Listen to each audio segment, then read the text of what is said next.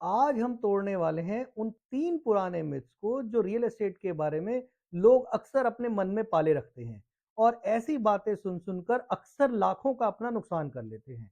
तो आइए आज उठाते हैं पर्दा उन 3 राज से जो अक्सर लोगों को लाखों का नुकसान करा देता है रियल एस्टेट बाजार। पहला मिथ, प्रॉपर्टी प्राइसेस हमेशा ऊपर जाते हैं। जी हाँ, ऐसा अक्सर लोग कहते हुए मिलेंगे कि ज़मीन है, आज नहीं तो कल रेट बढ़ ही जाएगा।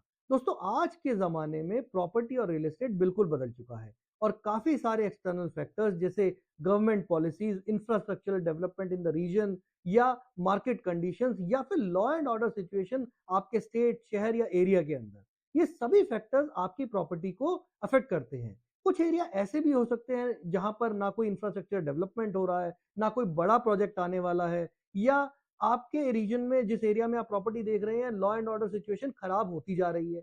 ऐसे में हो सकता है आपकी प्रॉपर्टी के जो प्राइसेस हैं वो 5-10 साल तक स्टक हो जाएं, या फिर ऐसा भी हो सकता है कि प्राइसेस नीचे गिर जाएं। तो आपको चौकन्ना रहना है अपनी इन्वेस्टमेंट करने से पहले और मार्केट रिसर्च को पूरा करना है। दूसरा मिथ, एजेंट की फीस फिक्स होती है।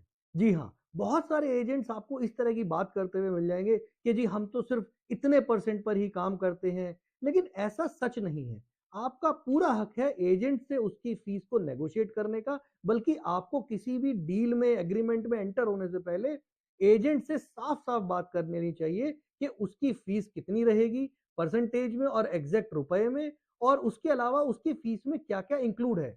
कई बार एजेंट डील में एंटर होने के बाद कुछ एक्स्ट्रा चार्जेस की बातें करने लगते हैं, तो आपको निश्चिंत होकर सबसे पहले एजेंट से पूरी फीस पर, उसकी पूरी कमीशन स्ट्रक्चर पर बात कर लेनी चाहिए, कब कब कितना कितना पैसा देना है और किस तरीके से देना है। तीसरा और सबसे बड़ा मिथ कि रेंटल इनकम पैसिव इनकम होती है।